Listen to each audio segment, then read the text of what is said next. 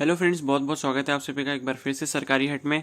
तो इस वीडियो में हम लोग जो है बात करने वाले हैं उत्तराखंड बीएससी नर्सिंग 2021 का जो आपका एंट्रेंस एग्ज़ाम होने वाला है। तो उसके लिए मैं आपके ताकि आपको हेल्प हो जाए, तो उसके लिए जो है मैं आपके लिए प्रीवियस ईयर का क्वेश्चन पेपर लेकर आया हूँ। तो ये जो प्रीवियस ईयर का क्वेश्चन पेपर है ये 2020 का है, और ये जो है हम पूरा अच्छे से जो है पेपर देखने वाले हैं। जो भी इसमें फिजिक्स, केमिस्ट्री और बायोलॉजी का सेक्शन आ चुका है, ठीक है, टोटल जो भी क्वेश्चंस हैं तो हम वो सारे क्वेश्चंस जो है देखने वाले हैं। और जो है इसमें आपके जो भी क्वेश्चंस है उसके करेक्ट आंसर जो है वो मार्क ऑलरेडी करे हुए हैं। तो उससे भी आपको काफ़ी हेल्प हो जाएगी, क्योंकि काफ़ी सारे स्टूडेंट्स की ये रिक्वेस्ट थी कि आप जो है प्रीवियस ईयर क्वेश्चंस को करवाइए, प्रीवियस ईयर क्वेश्चंस पेपर जो है वो करवाइए। तो मैं आपके लिए एकदम जो लेटेस्ट प्रीवियस ईयर का पेपर यानी कि 2020 का वो मैं आप सभी के लिए लेकर आ गया हूँ। तो ये वीडियो थोड़ी सी लंबी हो सकती है, इसकी जो वार्निंग है मैं आपको पहले ही दे दे रहा हूँ। लेकिन आप अगर पढ़ना चाहते हैं, तो पढ़ाई करना चाहते हैं, तो आपको ये वीडियो पूरी एंड तक देखनी चाहिए, क्योंकि इस प्रीवियस ईयर पेपर को देखने से जो है समझने से आपको काफ़ी ज़्यादा बेनिफिट होगा। और आपको ये भी पता चलेगा कि किस लेवल के क्वेश्चंस पूछे जा रहे हैं और हमको किस लेवल की पढ़ाई करनी है, ठीक है, और क्या क्या हमको पढ़ना है, किस सेक्शन पे ज़्यादा हमको फोकस करना है, ठीक है। तो ये सारी चीज़ें जो हम देखने वाले हैं, तो पूरा ही जो है सेक्शन वाइज एनालिसिस करेंगे, ताकि आपका जो स्कोर हो वो काफ़ी अच्छा हो जाए, ठीक है। तो चलिए फिर स्टार्ट करते हैं। और हाँ, एक चीज़ मैं आपको और बता दूं कि जो आपकी नर्सिंग एप्टीट्यूड की वन शॉट वीडियो है वो जल्द ही आने वाली है। और मैं सोच रहा था कि फिजिक्स, केमिस्ट्री और बायोलॉजी की भी इसी तरीके की आपको वन शॉट वीडियो दे दूंगा, ताकि आप वो वीडियो जब आप देखेंगे तो जो भी स्टूडेंट्स के पास नोट्स नहीं है या वो अच्छे से अगर पढ़ नहीं पा रहे हैं, तो वो उस वीडियो को देख के अपना जो है सिलेबस अच्छे से प्रिपेयर कर लेंगे, ठीक है। तो इसीलिए चैनल पर नए हैं तो सब्सक्राइब ज़रूर कर लेना, क्योंकि वो वीडियो जब भी आएगी तो उसका नोटिफिकेशन आपको तुरंत मिल जाएगा। ओके, तो चलिए स्टार्ट करते हैं पेपर। तो मैं पेपर ओपन कर लेता हूँ। तो ये जैसे मेरे पास पेपर है, ठीक है। तो पहला जो सेक्शन इसमें बायोलॉजी का है। तो बायोलॉजी में जैसे फर्स्ट क्वेश्चन जो पूछा गया वो है which of the following pairs is wrongly matched. ये आपका जो है ब्लड ग्रुपिंग से दे रखा है, ठीक है। ये आपका बेसिकली जो आपका ये इनहेरिटेंस वाला चैप्टर है, जेनेटिक्स वाला जो चैप्टर, जेनेटिक्स की जो यूनिट है उसमें से ये क्वेश्चन दिया गया है। तो इसका जो राइट आंसर है वो है स्टार सिंथेसिस इन पी, ठीक है, मल्टीपल एलील्स। तो आप देख सकते हैं ये जो टिक लगाया हुआ है, ये टिक वाले जो है जरूरी नहीं कि सही आंसर हो। जिस पे ग्रीन जो मार्कर है उससे मार्क किया गया वो आपका करेक्ट आंसर है, ठीक है। सेकंड क्वेश्चन क्या है, the experimental proof for semi conservative replication of DNA was first shown in a bacterium, ठीक है। तो बैक्टीरियम इसका आंसर है। तो देख सकते हैं पहले के दो क्वेश्चन आपके जेनेटिक्स के हैं। तीसरा क्वेश्चन है which of the following flowers only once in its life time. तो बम्बू स्पीशीज, ये आपने एनसीईआरटी में भी पढ़ा होगा, दिया हुआ है, ठीक है। तो ये आपका जो है रिप्रोडक्शन इन फ्लावरिंग प्लांट्स वाला जो चैप्टर आपका उसमें दिया हुआ है, ठीक है। और offsets are produce by Martotech division. तो ये आपका फोर्थ क्वेश्चन है। तो ये भी जो है आपका क्या है, ऑफसेट जो है, ऑफसेट क्या है, ये आपका जो आपका रिप्रोडक्शन इन फ्लावरिंग प्लांट है उसी चैप्टर से आपका दिया हुआ है, ठीक है। तो जैसे कि मैंने आप सभी को इंपॉर्टेंट चैप्टर्स भी बताए हुए हैं, तो वो इस पेपर को और जो प्रीवियस ईयर के और भी पेपर हैं उनको मैंने एनालिसिस करके बताया था। अगर वो वीडियो भी आपने नहीं देखी है तो आप वो जरूर देखना, ताकि आपको हेल्प मिल जाएगी आपको जो है क्या क्या टॉपिक्स प्रिपेयर करने हैं। तो जैसे कि मैंने रिप्रोडक्शन बोला था, रिप्रोडक्शन से ये दो क्वेश्चन हैं ऊपर के, जैसे जेनेटिक्स से हैं। फिफ्थ क्वेश्चन है which of the following has proved helpful in preserving pollen, ठीक है। तो ये वाला भी आपका फ्लावरिंग प्लांट वाले से है, ठीक है। तो स्पोरुलेनिन हो गया ये। उसके बाद natality refers to birth rate, ये आपका इकोलॉजी से आया है क्वेश्चन, ओके। अगला है world ozone day celebrated on, तो 16 सितंबर इसका राइट आंसर। ये भी आपका किससे है, इकोलॉजी से है। Which of the following is the secondary pollutant, तो ये इसका आंसर हो गया O3। ये भी आपका किससे है, इकोलॉजी से है, ठीक है। तो इकोलॉजी भी जो है आप पढ़ लीजिए, ऊपर ऊपर से पढ़ लीजिए, एनसीईआरटी से पढ़िए, कोई ज्यादा डीप में जाने की जरूरत नहीं, क्योंकि क्वेश्चंस का लेवल आप देख सकते हैं काफी इजी पूछा जा रहा है। In stratosphere which of the following elements act as a catalyst in degradation of ozone release of molecular oxygen, ठीक है, मॉलिक्यूलर ऑक्सीजन। तो इसका आंसर जो है क्लोरीन हो जाएगा। ये भी आपका क्या है, इकोलॉजी से पूछा गया है। Which among the following is not a prokaryote, तो ये सैक्रोमाइसिस हो गया। तो ये जो आपका है, ये आपका बेसिकली जो आपका सेकंड यूनिट है क्लास 11 की बायोलॉजिकल क्लासिफिकेशन, उससे ये क्वेश्चन पूछा गया है। Golgi complex participates in formation of secretory vesicles, ये आपका सेल वाले चैप्टर से पूछा गया है। तो ये भी मैंने इंपॉर्टेंट चैप्टर्स में आपको बता रखा है, ठीक है। Which of the following is not a product of light reaction of photosynthesis, ये आपका प्लांट फिजियोलॉजी से पूछा गया, यानी कि जो फोटोसिंथेसिस वाला चैप्टर है। तो इसका आंसर जो हो जाएगा NADPH हो जाएगा। Stomatal movement is not affected by, तो ये भी आपका प्लांट फिजियोलॉजी का है। तो इसका जो करेक्ट आंसर वो है O2 कंसेंट्रेशन।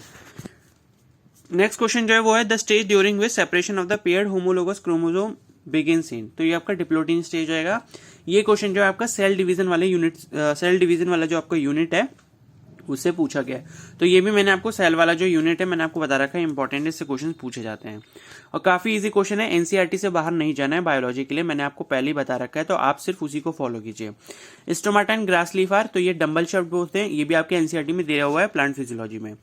कैस्पेरियन स्ट्रिप्स अकर इन, तो ये एंडोडर्मिस में होती है, ये भी आपका प्लांट फिजियोलॉजी से पूछा गया question.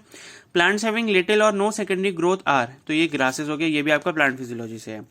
After karyogamy followed by meiosis spores are produce exogenously in Agaricus, तो ये भी आपका जो है ये आपका जो क्वेश्चन है ये वाला, ये आपका बायोलॉजिकल क्लासिफिकेशन से पूछा गया, ठीक है। Wind pollen grains are present in, तो ये पाइनस हो जाएगा, ठीक है।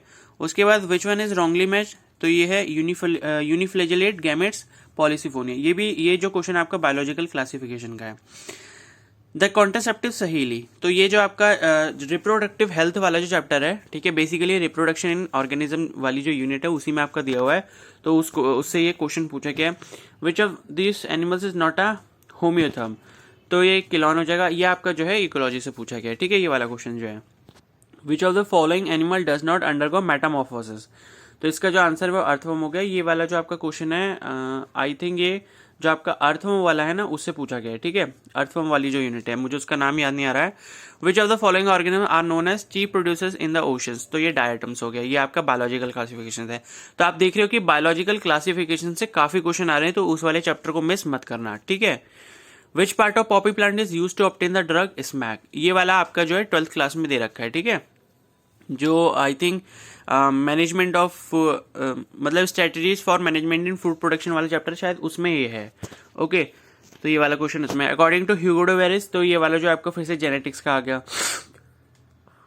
अगला जो क्वेश्चन है वो है which of the following gastric cell help in indirectly in erythropoiesis, तो ये आपका गॉबलेट सेल्स हो जाएगा, ठीक है।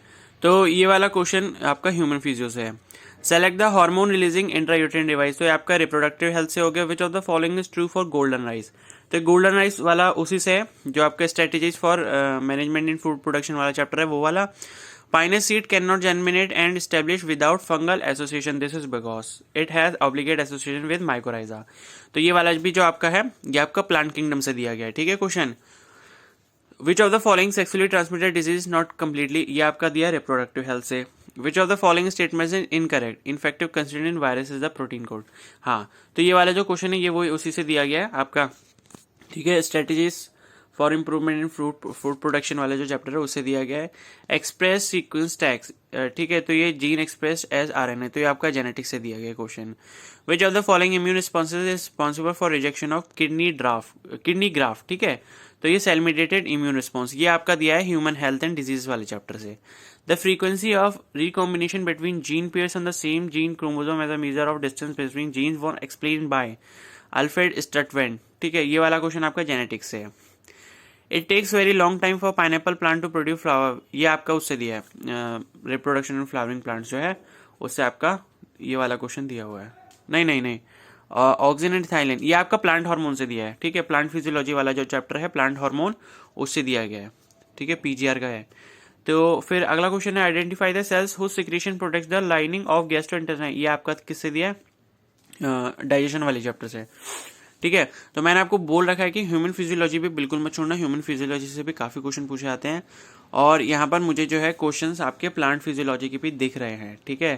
तो प्लांट फिजियोलॉजी अगर आपके पास टाइम हो तो प्लीज जरूर उसको भी पढ़ लेना, ठीक है। और जो बायोलॉजिकल क्लासिफिकेशन का चैप्टर है वो बिल्कुल भी मत छोड़ना क्योंकि उससे काफी ज्यादा क्वेश्चंस पूछे जा रहे हैं। अब नेक्स्ट क्वेश्चन है फ्लोएम इन जिम्नोस्पर्म लैक्स, तो ये आपका प्लांट फिजियोलॉजी से पूछा गया है। What is the site of perception of photo period necessary for induction of flowering in plants, तो ये भी आपका प्लांट फिजियोलॉजी से पूछा गया। Select the correctly written scientific name of mango, तो ये आपका उसी से पूछा गया, बायोलॉजिकल क्लासिफिकेशन में क्वेश्चन दिया है। तो भाई बायोलॉजिकल क्लासिफिकेशन के मुझे बहुत ज्यादा क्वेश्चन दिख रहे हैं, तो उस वाला जो चैप्टर है मतलब क्लास 11 का जो सेकंड चैप्टर है लिविंग वर्ल्ड के बाद वाला बायोलॉजिकल क्लासिफिकेशन, उसे आप लोग सभी अच्छे से पढ़कर जाएं, ठीक है। फिर है जाइलम ट्रांसलोकेट्स, तो ये आपका वही दे रखा है प्लांट फिजियोलॉजी का जो पहला चैप्टर है, ठीक है। फिर उसके बाद है cell in G nought phases, तो ये वाला आपका सेल वाला चैप्टर से है, सेल साइकिल वाले से। Which of the following contraceptive method do involve a role of hormone, तो ये आपका किससे हो गया, रिप्रोडक्टिव हेल्थ से हो गया।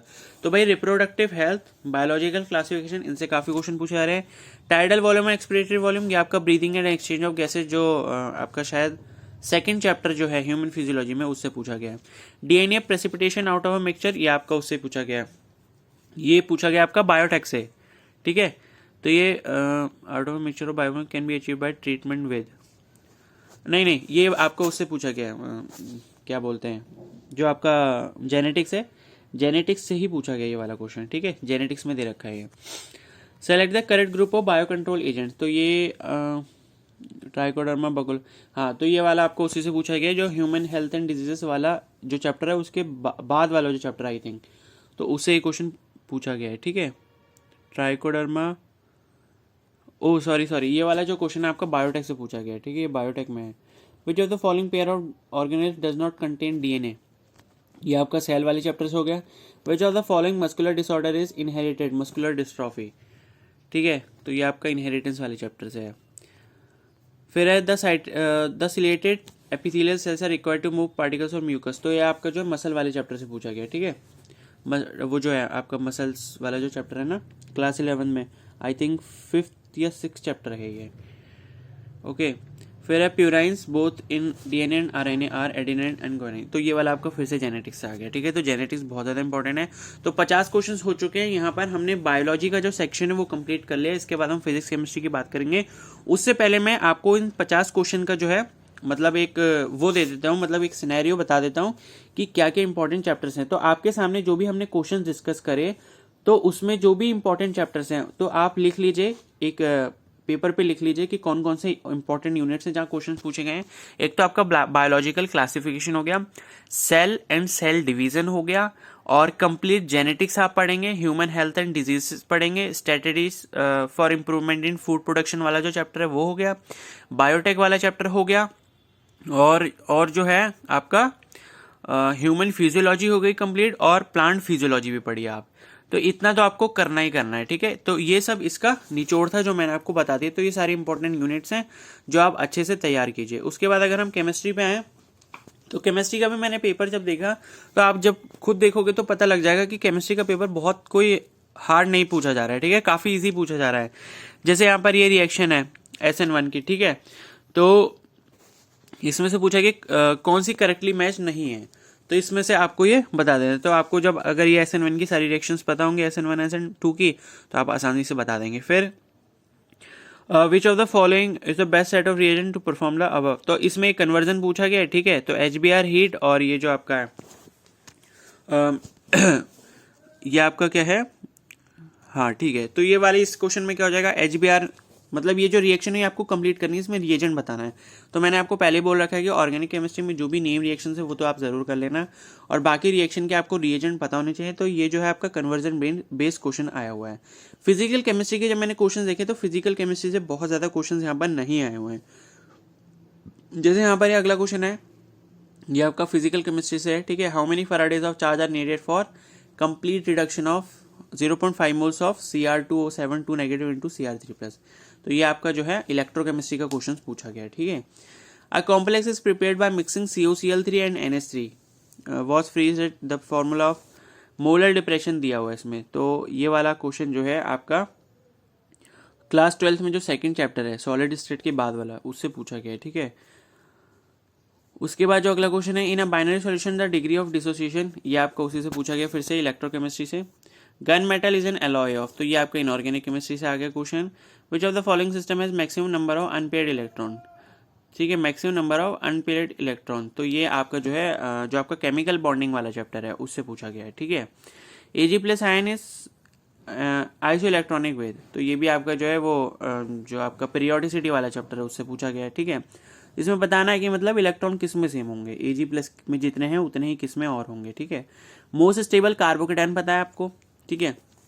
तो मोस्ट स्टेबल जो है आपको कार्बोकेटाइन इसमें बता देना है। तो कार्बोकेटाइन आपने पढ़ा ही होगा, जैसे ये आपका GOC का टॉपिक है कार्बोकेटाइन वाला, ठीक है, कि 3 डिग्री सबसे ज़्यादा स्टेबल होता है, फिर 2 डिग्री, फिर 1 degree.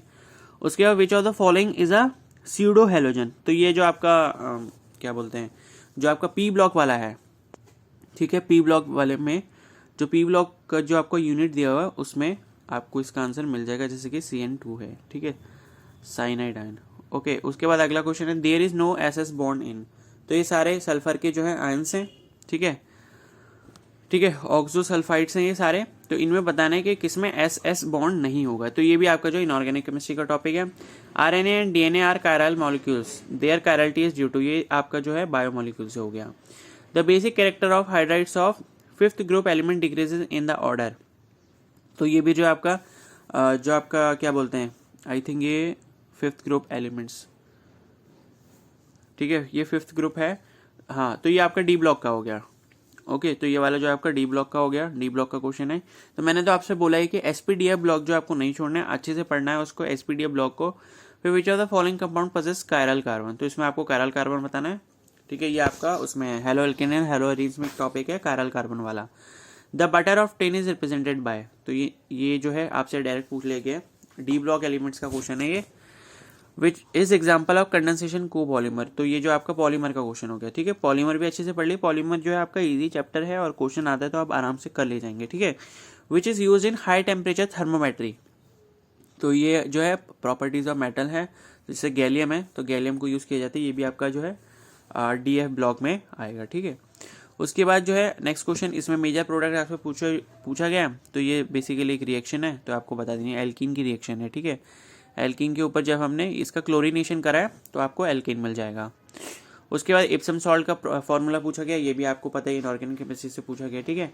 Pink colour of phenolphthalein in alkaline medium is due to, तो ये जो हो जाएगा नेगेटिव आयन हो जाएगा इसका आंसर। तो इनऑर्गेनिक केमिस्ट्री से जो है काफी क्वेश्चन आ रहे हैं, तो इनऑर्गेनिक केमिस्ट्री जो आप अच्छे से कीजिए। फिर है विच ऑफ द फॉलोइंग है लोएस्ट थर्मल स्टेबिलिटी, ये भी जो आपका किससे हो गया, S ब्लॉक से हो गया, ठीक है, Li2CO3। For homogeneous reaction 4NH, ये आपको एक रिएक्शन दिया, फिर आपसे Kc पूछा है इसके लिए, तो ये आपका जो है फिजिकल केमिस्ट्री से हो गया, ठीक है। तो ये जो है यूनिटलेस, Kc जो होता है क्या होता है, यूनिटलेस होता है, आपको पता ही होगा, ठीक है, ये होता है कंसंट्रेशन फैक्टर, ठीक है। फिर both temporary and permanent hardness is removed by boiling water with, तो फिर से ये क्या है आपका ये आपका S ब्लॉक से आ गया क्वेश्चन। उसके बाद है the square planar complex is formed by hybridisation of which atomic orbitals, तो ये आपका जो है आपका एटॉमिक स्ट्रक्चर वाला जो है उससे आपका क्वेश्चन है। Rate of formation of SO3 in the following reaction, तो रेट ऑफ फॉर्मेशन पूछा है आपसे, ठीक है, तो ये भी आप निकाल सकते हैं, फिजिकल केमिस्ट्री से आपको दिया हुआ है। Which colour of light has longest wavelength, तो ये तो आपका, हाँ, फिर अब 75 क्वेश्चन यहाँ पर हो चुके हैं, तो यहाँ पर आपकी केमिस्ट्री कंप्लीट हो गई। तो केमिस्ट्री का एनालिसिस कर लेते हैं। तो केमिस्ट्री में आपने जैसा देखा होगा कि आपसे SPDF ब्लॉक पे बहुत सारे क्वेश्चंस पूछे जा रहे हैं, तो आप जो है इनऑर्गेनिक केमिस्ट्री जो है बिल्कुल भी ना छोड़ें। फिजिकल केमिस्ट्री एक बार को छोड़ सकते हैं, वो मैंने आपको पहले भी बोला था। इनऑर्गेनिक जो आप अच्छे से पढ़ लीजिए, फिर ऑर्गेनिक में आपको पॉलीमर हो गया, ठीक है, बायोमोलिक्यूल वाले चैप्टर हो गया, इन सारे चैप्टर्स को आप अच्छे से कर लीजिए। हेलोएल्केन हेलोरीन हो गया, ठीक है। GOC अच्छे से पढ़ लीजिए, GOC से काफी क्वेश्चंस पूछे गए हैं। और SPDF ब्लॉक गलती से भी मत छोड़ना, SPDF ब्लॉक करके जाना, क्योंकि SPDF से आप देख सकते हो कम से कम 8 से 10 क्वेश्चंस आए हुए हैं यहाँ पर 25 में से, तो बहुत इंपॉर्टेंट रोल प्ले कर रहे हैं यहाँ पर SPDF ब्लॉक। ओके, अब बात करते हैं फिजिक्स की। तो फिजिक्स में मैंने जब देखा तो यहाँ पर बहुत ज्यादा आपसे न्यूमेरिकल नहीं पूछे जा रहे, न्यूमेरिकल पूछे भी जा रहे तो डायरेक्ट फॉर्मूला बेस्ड है, ज्यादातर आपसे कॉन्सेप्चुअल बेस्ड या फिर डायरेक्ट क्वेश्चन पूछा जा रहा है। जैसे आपका पहला क्वेश्चन है which colour of light has longest wavelength, तो ये आपका बेसिकली ऑप्टिक्स से हो गया, जैसे रेड कलर, ये सभी को पता होता है, ठीक है, इसको पढ़ने की भी जरूरत नहीं होती, इसे सबको पता होता है। Which of the following actors a circuit protection device, तो ये फ्यूज, बहुत ही इजी सा क्वेश्चन है, हर किसी को पता होता है, हर घर में जो होता है सर्किट जो होता है उसमें फ्यूज तो लगा ही होता है, ठीक है। तो आप देख सकते हो फिजिक्स में काफी आसान क्वेश्चन पूछा रहे हैं। इन TIR, ठीक है, total internal reflection when the angle of incident is equal to the critical angle for the pair of median contact, what will be the angle of refraction, तो आप सभी को पता है क्या होता है, 90 डिग्री होता है, तभी तो TIR होता है, ठीक है। तो ऑप्टिक्स का क्वेश्चन है, काफी आसान है।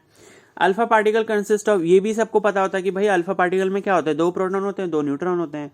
इन which of the following processes heat is neither absorb nor release, ठीक है। तो ये जो आपका थर्मोडायनेमिक्स का क्वेश्चन है, तो ये एडियाबेटिक में होता है। एडियाबेटिक में क्या होता है, delta Q is equal to 0 होता है, ठीक है, उसमें ना तो हीट एब्जॉर्ब होती है और ना ही रिलीज होती है। फिर ये आपका लॉजिक गेट का क्वेश्चन हो गया। लॉजिक गेट काफी आसान होते हैं, ठीक है, लॉजिक गेट में आपसे पूछा गया है, तो ये आपको A दिया है, B दिया है और आउटपुट दिया है Y। फिर आपसे पूछा है कि कौन सा गेट बनेगा, तो ये बन जाएगा आपका NAND gate. Okay, for a p type semiconductor which of the following statement is true, holes are the majority carrier, ये सबको पता होता है भाई, ठीक है, कि पी टाइप में क्या होता है, होल्स मेजॉरिटी कैरियर्स होते हैं और ट्राइवैलेंट एटम्स जो होते हैं वो डोपेंट्स होते हैं, ठीक है। तो ये हो गया। Which one of the following statement is incorrect, तो कोफिशिएंट ऑफ स्लाइडिंग फ्रिक्शन, ये आपसे फ्रिक्शन वाले चैप्टर से जो है, ठीक है, जो आपको फ्रिक्शन वाला चैप्टर है उससे पूछा गया है। What is the dimensional formula. हाँ, अब भाई मैं एक चीज़ यहाँ पर बता दूँ कि ये जो आपके यूनिट्स एंड मेजरमेंट वाली जो यूनिट है, ठीक है, यूनिट्स एंड मेजरमेंट वाला जो चैप्टर है क्लास 11 में, सेकंड चैप्टर जो है वो आप प्लीज़ अच्छे से तैयार करके जाएं, क्योंकि वहाँ से जो है काफ़ी क्वेश्चन पूछे गए हैं। जैसे आप यहाँ पर देख सकते हैं कि यहाँ पर दिया है इलेक्ट्रिक फील्ड इंटेंसिटी की आपको क्या निकालना है, डायमेंशनल फॉर्मूला निकालना है। तो इसका आंसर हो जाएगा M1L1 I -2 T -2, ठीक है। फिर electron volt is in unit of, तो इलेक्ट्रॉन वोल्ट काय की यूनिट होती है, energy gain by an electron, ठीक है। चूज द इनकरेक्ट पेयर, फिर यहाँ पर यूनिट्स एंड मेजरमेंट का क्वेश्चन पूछा गया है। तो इनकरेक्ट पेयर के 1 kilobyte is equal to 1000 byte, तो ये आपका जो है क्या हो जाएगा, गलत हो जाएगा, ठीक है।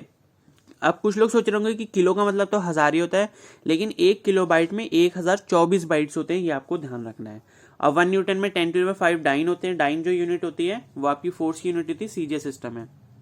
अर्ग जो होती है वो भी आपकी यूनिट होती है किसमें, सीजे सिस्टम में, काय की, एनर्जी की। और जूल जो होती है वो आपकी ऐसा यूनिट है, और कैलोरी जो है आपकी सीजे सिस्टम में होती है, काय की, एनर्जी की, ओके। फिर if there is a relative motion between the source of sound and observer, the apparent frequency heard by the observer is different from actual, ये आपका डॉपलर इफेक्ट जो आपका साउंड वाला चैप्टर है उससे कितना इजी क्वेश्चन पूछा गया है। मतलब एक बेसिक सी डेफिनेशन पूछी गई है कि जब जो है ऑब्जर्वर और साउंड के बीच में जो है डिस्टेंस बढ़ता है तो अपरेंट फ्रीक्वेंसी जो है कम क्यों हो जाती है एक्चुअल फ्रीक्वेंसी से, मतलब डिफरेंट क्यों होती है, तो वो कौन सा फिनोमेना है, डॉपलर इफेक्ट है, ओके।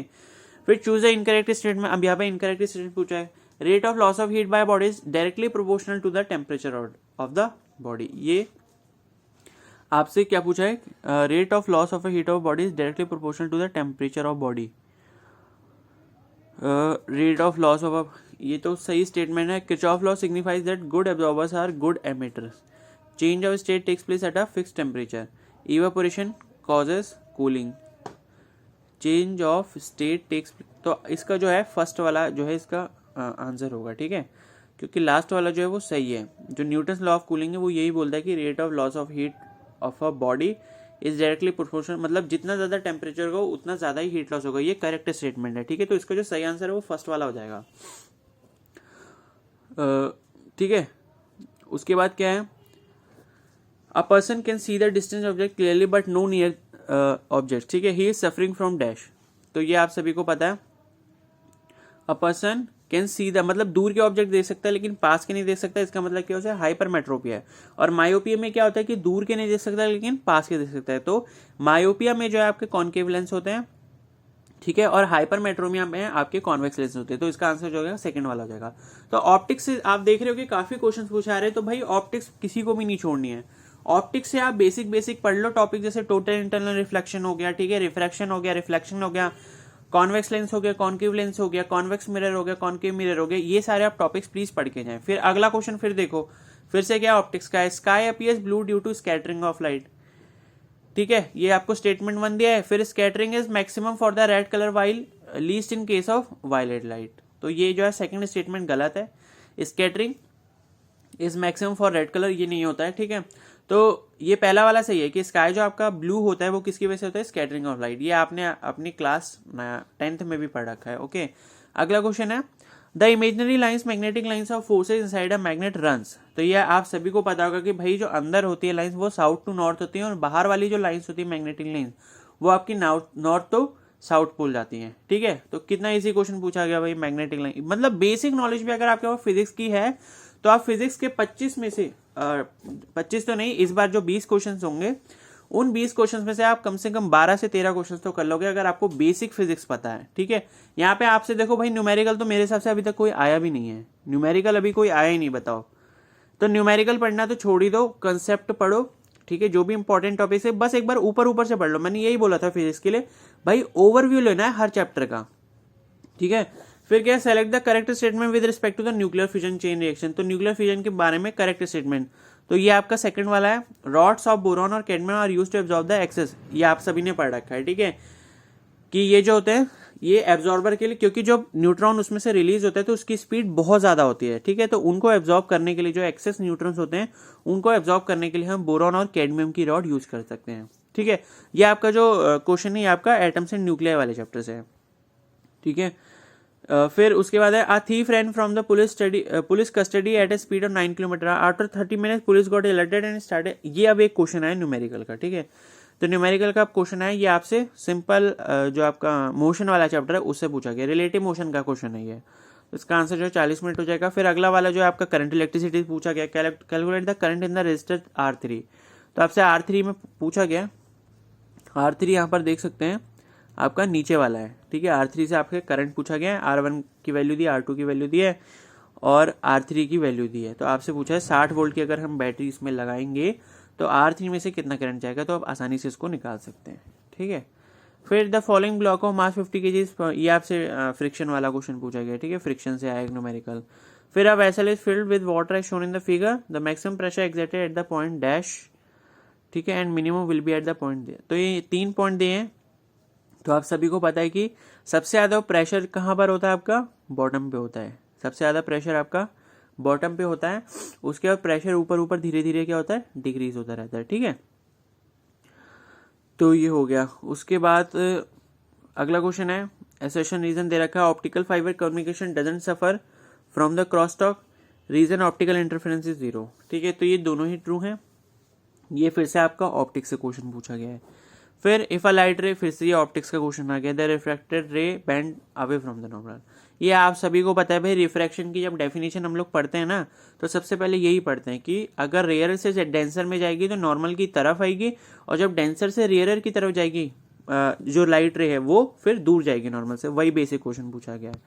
फिर choose the incorrect pair, solar cell superconductor. भाई सोलर सेल जो होता है सुपर कंडक्टर नहीं होता है, ठीक है। तो ये इनकरेक्ट हो गया, सेमी कंडक्टर होता है, ठीक है। Piezoelectric sensor are use to measure the pressure difference. तो ये भी जो है काफी इजी क्वेश्चन है।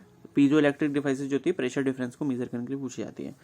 तो अब यहाँ पर अगर हम फिजिक्स का एनालिसिस करें तो भाई आप सभी को जो है ऑप्टिक्स को बिल्कुल भी नहीं छोड़नी है, ऑप्टिक्स अच्छे से पढ़ के जानी है। और मैं ये नहीं कह रहा न्यूमेरिकल्स करो, ऑप्टिक्स के न्यूमेरिकल्स मत करो, ठीक है, कोई जरूरत नहीं है, क्योंकि न्यूमेरिकल यहाँ पर नहीं आ रहे हैं। सिर्फ 3 न्यूमेरिकल आए हैं, 25 में से 3 न्यूमेरिकल आए हैं। तो इस बार अगर 20 क्वेश्चंस आए तो उसमें से मुश्किल से 2 न्यूमेरिकल होंगे आपके। तो न्यूमेरिकल करना छोड़ दो, कॉन्सेप्ट को पढ़ो, चैप्टर का ओवरव्यू लो, उसमें डेफिनेशंस देखो किस किस चीज की है, डेफिनेशंस अच्छे से पढ़ के जाओ, कॉन्सेप्ट पता होना चाहिए, ठीक है। कि आपका पी टाइप सेमीकंडक्टर क्या होता है, एन टाइप क्या होता है, ठीक है, एलईडी क्या होता है, सोलर सेल क्या होता है, ये सारी चीजें जो है आपको ऊपर ऊपर से पता होनी चाहिए। जैसे टोटल इंटरनल रिफ्लेक्शन क्या होता है, रिफ्रैक्शन क्या होता है, रिफ्लेक्शन क्या होता है, ऑप्टिक्स के सारे टॉपिक्स अच्छे से पढ़ के जाइए। सेमी कंडक्टर भी अच्छे से आप पढ़ के जाइए, गेट्स के बारे में पढ़ लीजिए। यूनिट्स एंड मेजरमेंट वाला भी चैप्टर आपको अच्छे से पढ़ना है, बिल्कुल भी मत छोड़ना उसको, ठीक है। और मोशन हल्का फुल्का ऊपर से पढ़ लेना, रिलेटिव मोशन क्या होता है, क्योंकि उस पर भी न्यूमेरिकल यहाँ पर दिया हुआ है। तो ये सारे इंपॉर्टेंट थे। फिजिक्स से बहुत खास कोई फिजिक्स नहीं आ रही है, आप अपना फोकस बायोलॉजी पे रखिए, ठीक है, बायोलॉजी और केमिस्ट्री पे। फिजिक्स जो है सिर्फ ओवरव्यू लेना है हर चैप्टर का, ठीक है। इंपॉर्टेंट यूनिट्स मैंने आपको यहाँ पर बता ही दी है, ठीक है। तो यहाँ पर हमारे जो है 100 क्वेश्चंस कंप्लीट हो गए हैं। ये आपका 2020 का बीएससी नर्सिंग का पेपर था HNBU यूनिवर्सिटी का। तो आई होप आपको इससे काफ़ी हेल्प मिली होगी एनालाइज करने में कि क्वेश्चंस का लेवल क्या आ रहा है और आपको किस तरीके से पढ़ाई करनी है। और हमने ये भी देख लिया कि कौन कौन से चैप्टर जो हैं वो टारगेट किए जा रहे हैं HNBU के द्वारा, जिससे जो है आपके क्वेश्चंस बन रहे हैं। तो जो वन शॉट वीडियो है नर्सिंग एप्टीट्यूड पे और फिजिक्स केमिस्ट्री बायोलॉजी, इन पर भी जो वीडियो है वन शॉट वीडियो, ताकि आपकी प्रिपरेशन अच्छे से हो जाए इस सिलेबस के अकॉर्डिंग, तो वो वीडियोस जल्दी आने वाली हैं। तो आप उन वीडियोस को पूरा देखना और उनसे अपनी नोट्स प्रिपेयर करना और उन्हीं से अपना रिवीजन करना, तो आपकी जो प्रिपरेशन है काफ़ी अच्छी हो जाएगी, ठीक है। तो आई होप आपको ये वीडियो जो है वो पसंद आई होगी। अगर ये वीडियो पसंद आई तो प्लीज़ सभी लोग एक लाइक कर सकते हैं, और कोई भी डाउट है अगर उन्हें तो वो मुझे कमेंट सेक्शन में ज़रूर बता सकते हैं।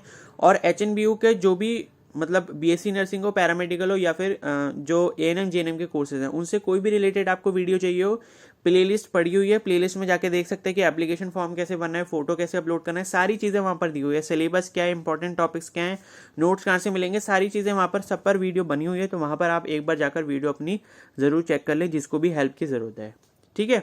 तो चैनल पर नए हैं और अगर मतलब नए हो और ये वीडियो पसंद आई तो प्लीज़ चैनल को सब्सक्राइब ज़रूर कर लेना और बेल आइकन को प्रेस कर लेना, ताकि जब मैं फ्यूचर में नोट से रिलेटेड वीडियो अपलोड करूँगा, वन शॉट वाली वीडियो जब मैं अपलोड करूँगा उसका नोटिफिकेशन जो आपको तुरंत मिल जाएगा। Okay, so thank you and have a nice day.